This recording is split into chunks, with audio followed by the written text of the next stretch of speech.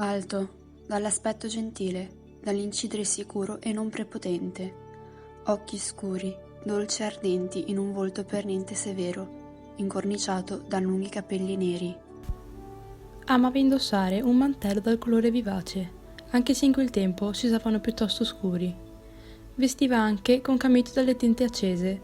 Sembrava fossero quelli i colori da lui preferiti. Salutava con uno sguardo le alte mura merlate, quasi a ridosso della sua abitazione.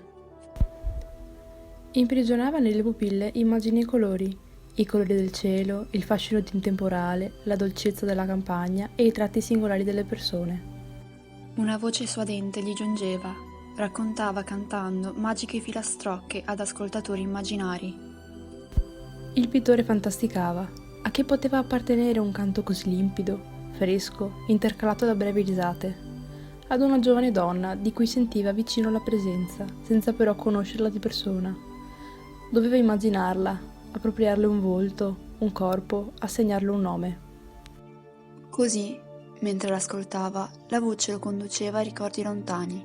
La ritrasse, seduta al riparo di alti cespugli, allattava un bimbo. Il pudore che le appariva sul viso di un ovale perfetto rendeva innocente la sua umiltà. Occhi grandi, assortiti, rivolti non al bambino, bensì ad uno spettatore lontano. Un cielo tempestoso incombeva su di lei. Era forse pari alla tempesta di sentimenti e di desideri che egli aveva dentro di sé. Un mattino di primavera si accorse di una donna con una lunga capigliatura bruna, un po' selvaggia, abbandonata lungo le spalle, che gli si avvicinava, gli sorrideva. Era proprio quella dei suoi sogni? Sì, così giovane, così fiera, così incantevole.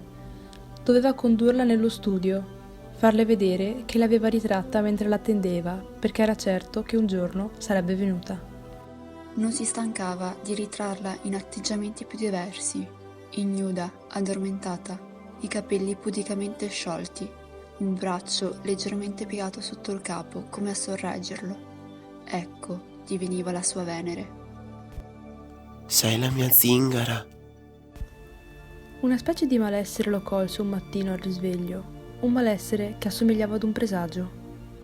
Zingara! Mancava Zingara! Doveva ritrovare Zingara. Non avrebbe potuto vivere senza di lei.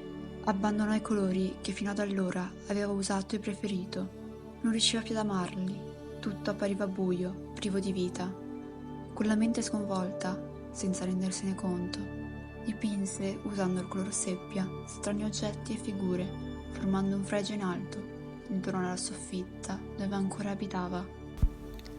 Mentre l'autunno se ne andava denso di colori, vagava per le vie della città.